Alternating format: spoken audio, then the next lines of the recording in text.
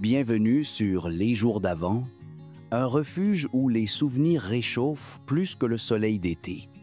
Vous souvenez-vous des sorties scolaires, du pain emballé dans du papier alu, ou de cette excitation la première fois dans une salle d'arcade? Aujourd'hui, on ouvre cette boîte à mémoire ensemble. Installez-vous bien, vous allez sourire peu, être même soupirer. Qui se souvient de ces matins d'excursion? L'excitation commençait la veille. Maman repassait le pull, glissait un petit carnet dans le sac, mais surtout, elle préparait le fameux sandwich.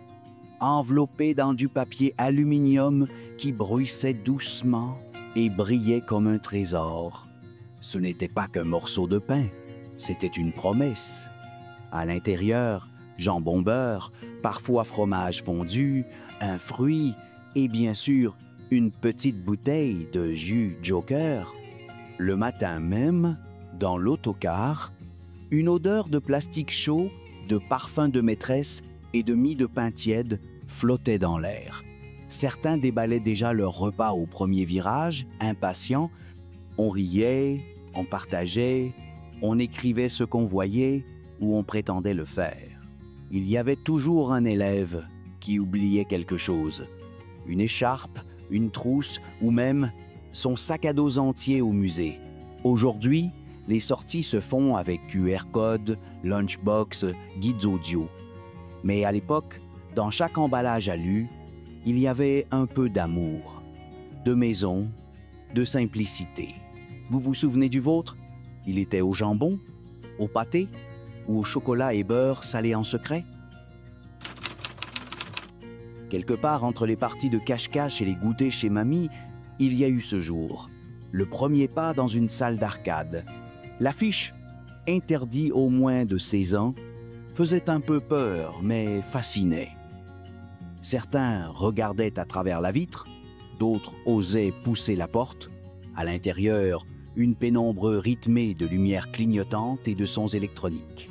Les classiques, Pac-Man, Donkey Kong, puis plus tard Outrun, avec son volant presque réel. Une pièce de 5 francs devenait un passeport. Une victoire t'offrait 3 vies de plus. Une défaite, game over avec le sourire. On observait les pros jouer debout derrière eux, fascinés, et on économisait la monnaie du goûter pour une seule partie de plus. Les salles s'appelaient Tilt, Luna Park ou le Big Fun. Il n'en reste presque plus aujourd'hui, à part à Paris ou Marseille, comme des îlots de souvenirs. Mais ce frisson, ce tremblement dans les doigts, cette euphorie, en sortant de la salsa, on ne l'oublie pas. Vous vous souvenez de votre premier jeu? Et combien de pièces avez-vous perdu avec bonheur? Les greniers ont cette odeur unique. Vieux bois, poussière, un peu de savon de Marseille et de mystère. Un jour, en fouillant, on tombe sur une boîte avec une étiquette 45 tours, de petites merveilles en vinyle, classées comme des lettres d'amour oubliées. Johnny Hallyday, Claude François, Sheila, Dalida, les idoles des générations passées, silencieuses, mais prêtes à chanter à nouveau. Les pochettes étaient abîmées, certaines tachées de café, d'autres annotées au stylo. On les ouvrait comme des trésors. L'étiquette au centre brillait, Barclay, Polydor, Vogue. Et puis, on trouvait parfois un tourne-disque, un vieux modèle avec un couvercle lourd, un bouton start qui collait un peu. Et dès que l'aiguille touchait le vinyle, un grésillement magique, puis la musique. C'était comme faire revivre un fantôme, mais joyeux. Le 45 tours était une capsule temporelle. La chanson principale connue, adorée, mais au verso, il y avait souvent une pépite oubliée, parfois même meilleure. Certains enfants se prenaient de passion, devenaient collectionneurs, traînaient dans les brocantes, rêvaient de tomber sur un exemplaire rare. Aujourd'hui, les vinyles reviennent, mais les 45 tours, ce sont des reliques. plus petits, moins recherchés, mais ô combien intimes. Ce ne sont pas juste des disques, ce sont des souvenirs qu'on peut entendre. Et vous? Avez-vous retrouvé ces disques chez vos parents? Vous souvenez-vous du frisson quand l'aiguille s'enfonce et que la musique commence à tourner? Dans la cour de récréation, entre deux platanes, les cordes volaient. Am, stram, gram. Et hop, on sautait. Deux camarades tenaient les poignets, une autre entrait en rythme. Il y avait des reines de la corde, capables de faire des figures incroyables, de sauter sans faillir pendant des minutes. Les cordes, un bout de plastique torsadé, des poignets souvent bleus ou rouges. Parfois, une corde à linge faisait l'affaire. Mais l'important, c'était le rythme, la chanson, le défi. On comptait les tours, on riait, on tombait, on recommençait. Parfois, les garçons osaient aussi, surtout pour impressionner. Les comptines se transmettaient comme des formules magiques. Une souris verte. Dans ma maison sous terre, chaque école avait ses variantes. On ne les apprenait pas, on les absorbait. Et certaines, aujourd'hui encore, nous reviennent en tête sans prévenir. On sautait même en musique. Un vieux poste posé sur un banc, une cassette de Chantal Goya ou de Dorothée, et c'était la fête. L'après-midi filait et les mains sentaient la craie et le plastique chaud. Aujourd'hui, les cours d'école sont plus calmes. Moins de cris, plus de téléphones, mais les cordes existent encore, quelque part, et certaines maîtresses les font redécouvrir. Et vous, pourriez-vous encore sauter? Vous souvenez-vous de votre comptine préférée? Quand on partait en vacances, il y avait une mission sacrée, envoyer des cartes postales. Dès qu'on arrivait à la mer ou à la montagne, on cherchait le kiosque. Des dizaines de cartes, parfois kitsch, parfois sublimes, plages, animaux, panoramas ou petits dessins avec des blagues. On les choisissait avec soin, une pour mamie, une pour le cousin, une pour la maîtresse. Elle sentait l'encre, le carton neuf et un peu la liberté. On les écrivait sur la table du camping, dans la voiture ou au café. « Chère mamie, ici il fait beau ». Le texte tenait dans un coin minuscule. On écrivait droit ou pas, et toujours avec application. Parfois, on décorait avec des petits dessins. La signature était grande, comme un cri « C'est moi qui écris ». Puis venait le moment de lécher le timbre, de le coller, parfois de travers, et de chercher une boîte jaune. On glissait la carte comme un secret, en espérant qu'elle arrive à temps. Mais souvent, elle arrivait après nous. Ce n'était pas grave. L'important, c'était le geste.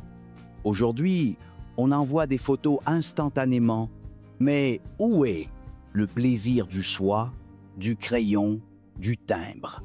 Et vous? Avez-vous gardé des cartes postales de votre enfance? En avez-vous encore qui sentent l'été?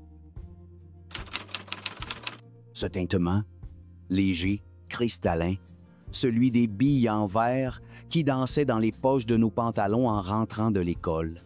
C'était un son qui appartenait à notre quotidien, comme une signature d'enfant.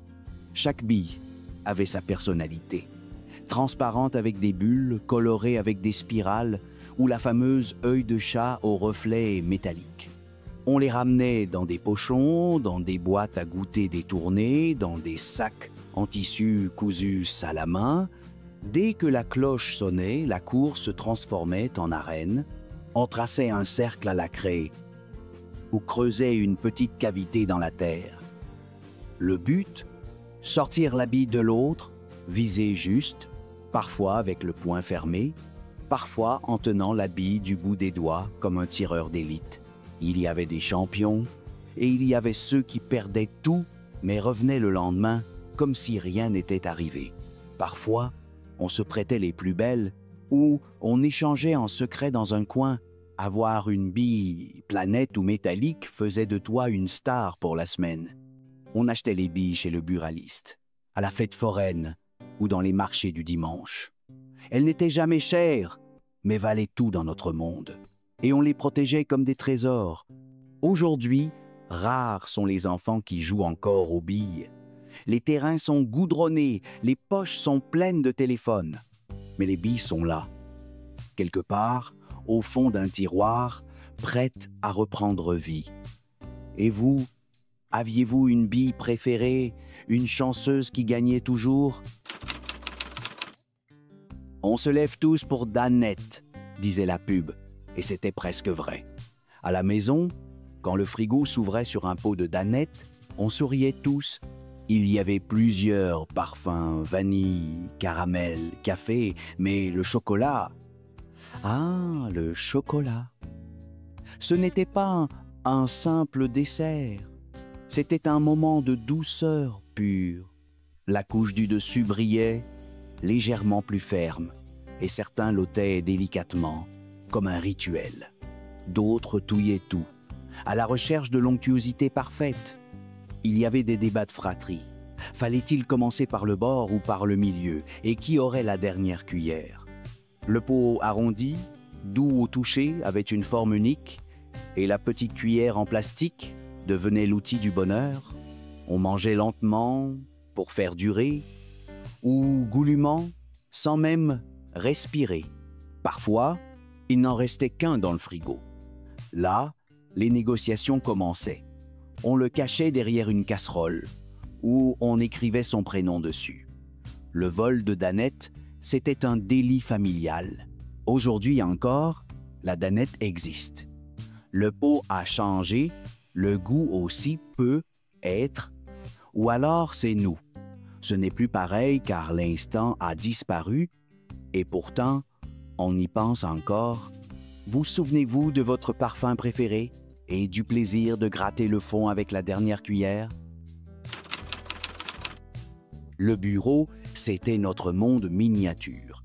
Et s'il était recouvert d'autocollants arrachés des chewing gums Hollywood, alors c'était un territoire sacré. On attendait chaque nouveau paquet avec impatience, non pas seulement pour le goût qui durait 30 secondes, mais pour la vignette qu'il contenait.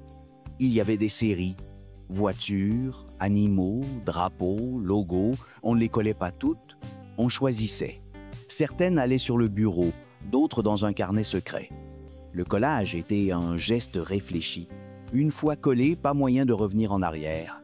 Le bureau se couvrait petit à petit, une couche d'autocollants, puis des traces de correcteur blanc, des messages gribouillés, interdits de toucher, top secrète, ou juste son prénom écrit 20 fois. Dans les tiroirs, il y avait des stylos qui ne marchaient plus, des bouchons de feutre, des papiers pliés qu'on ne voulait pas jeter. L'odeur, celle du bois ciré, mélangé au plastique des stylos et au parfum discret des gommes parfumées. Il y avait aussi les petits dessins qu'on faisait dans les coins, ou les marques laissées par les heures d'ennui. Aujourd'hui, les bureaux des enfants sont plus épurés, plus numériques. Mais où est passée l'âme? Ce chaos organisé, ce joyeux désordre créatif. Avez-vous gardé une photo de votre vieux bureau?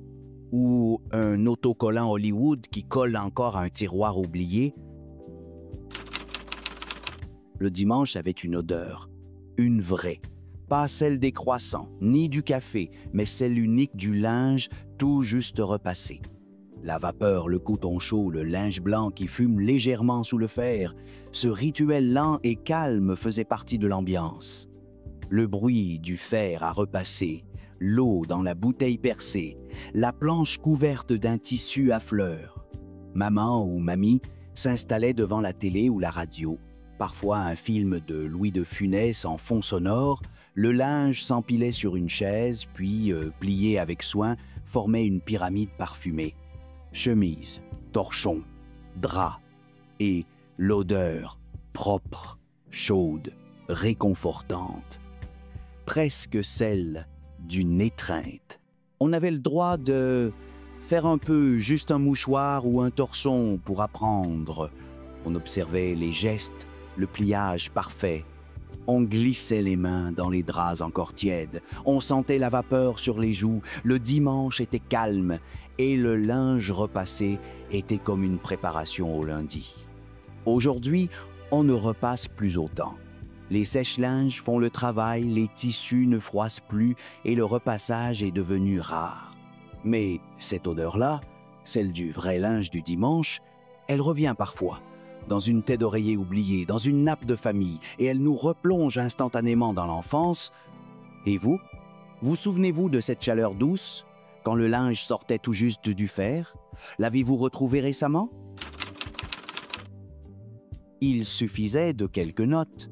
Le générique de « Les visiteurs du mercredi » résonnait et tout s'arrêtait. Le goûter était prêt, les devoirs terminés, ou presque, et la télévision à tube, sans télécommande, devenait le centre du monde.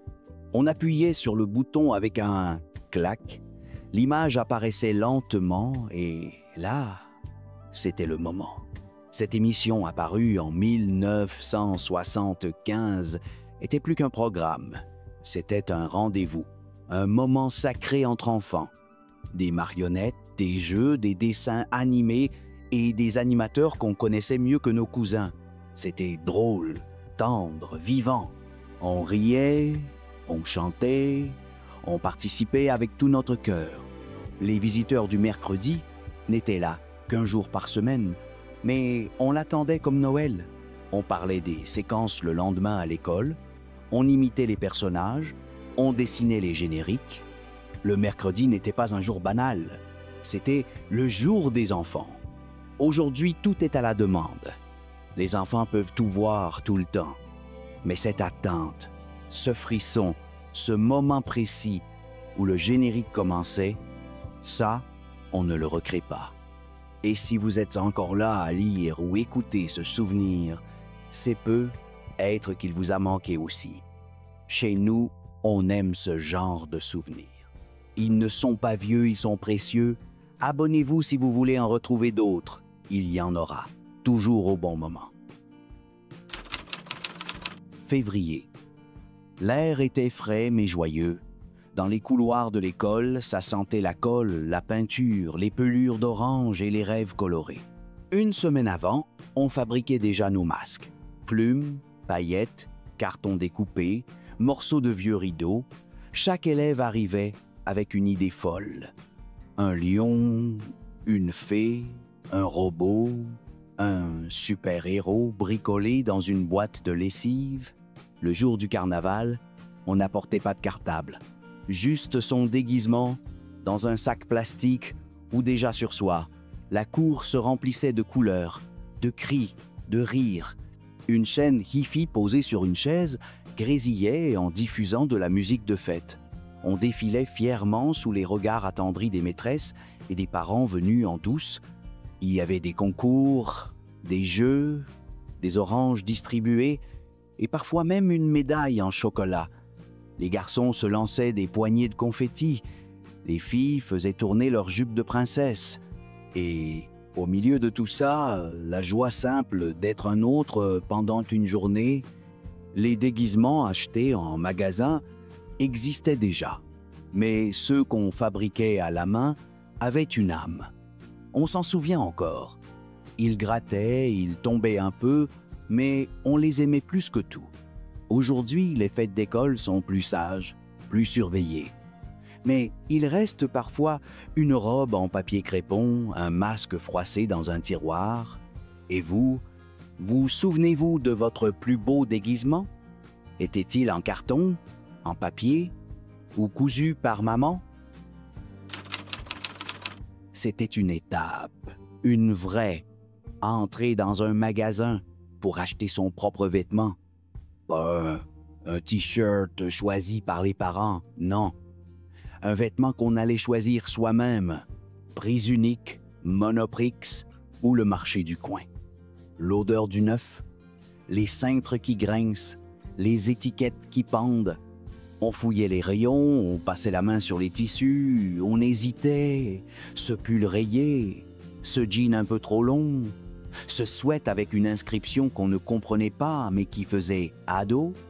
Et puis, le moment de la cabine d'essayage, la lumière froide, les miroirs déformants, la fierté de se voir autrement.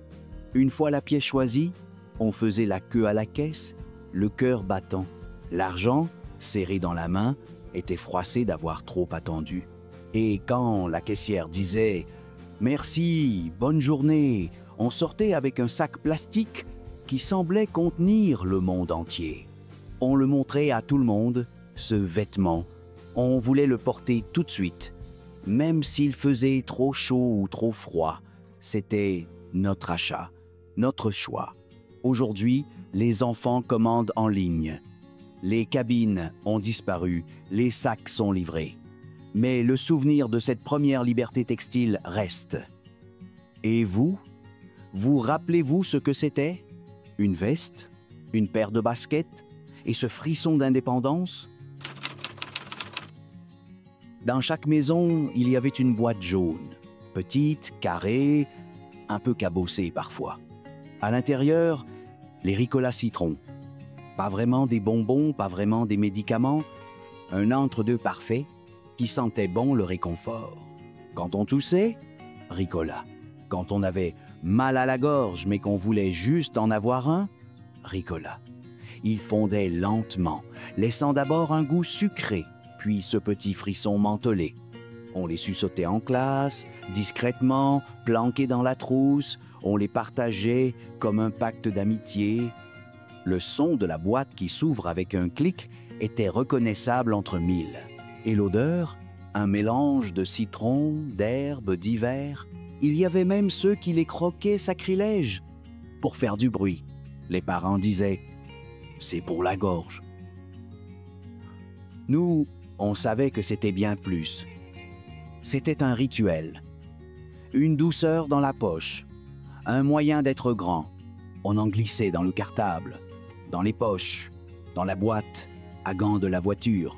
Aujourd'hui, on en trouve encore. Mais qui les achète? Qui les suce en cachette pendant un contrôle? Plus personne. Et pourtant, ils sont là, dans un coin de la mémoire gustative. Et vous? Étiez-vous du genre à les faire durer? Ou à les croquer tout de suite? Lequel préfériez-vous, le jaune doux ou le noir fort? On ouvrait la porte de l'armoire de mamie comme on ouvre un secret. Une odeur montait tout de suite, de savon doux, de lavande séchée, de naphtaline et de temps qui passe. Les cintres en bois portaient des robes longues, des jupes à volants, des tabliers cousus main, rien de neuf. Tout portait une histoire. Les tissus glissaient entre les doigts, du coton fin, un peu rêche, aux motifs floraux qu'on ne voyait plus ailleurs. Des petits boutons nacrés, des cols en dentelle, des ourlets repris avec soin. Certaines robes sentaient encore la cuisine, d'autres l'armoire elle-même, ou un parfum oublié. Il y avait toujours une poche cachée où se nichait un mouchoir brodé ou une épingle rouillée. Mamie nous laissait parfois les essayer. Elles étaient trop longues, elles nous tombaient des épaules, mais on se regardait dans le miroir avec fierté. On tournait, on dansait, et le temps faisait une pause. Les robes devenaient des déguisements royaux, des tenues de théâtre ou des souvenirs de bal qu'on n'a jamais vécus. Aujourd'hui, ces armoires ont disparu avec leurs propriétaires. On garde parfois une robe dans une boîte, un échantillon de tissu au fond d'un tiroir, et quand on le ressort, l'odeur est là, la même, comme un mot doux qu'on avait oublié. Et vous, y avait-il une robe de mamie que vous aimiez plus que les autres? Avez-vous déjà tenté d'en porter une, juste pour voir si la magie était encore là? Les rayons du soleil devenaient orange. L'asphalte était tiède sous les roues, et les rues, vidées des voitures, devenaient nos circuits. À fond, sans casque, sans montre, avec juste le vent dans les oreilles. On pédalait comme des fous, les mains levées parfois, les pieds qui glissaient des pédales. Chaque vélo était unique. Peugeot, MBK, Gitane, avec des autocollants, des rayons colorés, parfois une ficelle accrochée au guidon. On comparait les modèles, les vitesses, les bruits de frein. On faisait la course jusqu'au lampadaire du bout de la rue, celui qui s'allumait en premier. Les virages étaient serrés, les dérapages volontaires. On tombait souvent, mais on repartait en riant, le genou en sang, le t-shirt sale, mais heureux. On avait des rendez-vous vélo après les devoirs. des projets secrets de construire des rampes en palettes, des duels à la lumière dorée du soir. Quand les mères appelaient depuis le balcon, on demandait « encore 5 minutes » et on savait que ça voulait dire 10, peut être 15. Jusqu'à ce que la nuit tombe vraiment et que les phares s'allument. Aujourd'hui, les vélos sont sophistiqués, électriques, géolocalisés.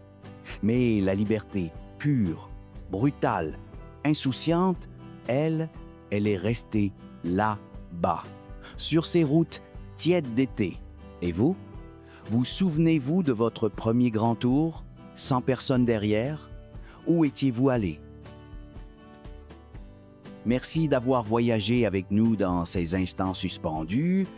Ensemble, on a retrouvé le goût du danette, le bruissement du papier alu et l'écho des roues sur le bitume. Ces souvenirs ne sont pas perdus, ils vivent en nous. Il reste tant à raconter. Peut-être que vous aussi avez quelque chose à partager? Laissez un commentaire. Et si cela vous a touché, un petit like montrera que ces histoires méritent de revenir encore.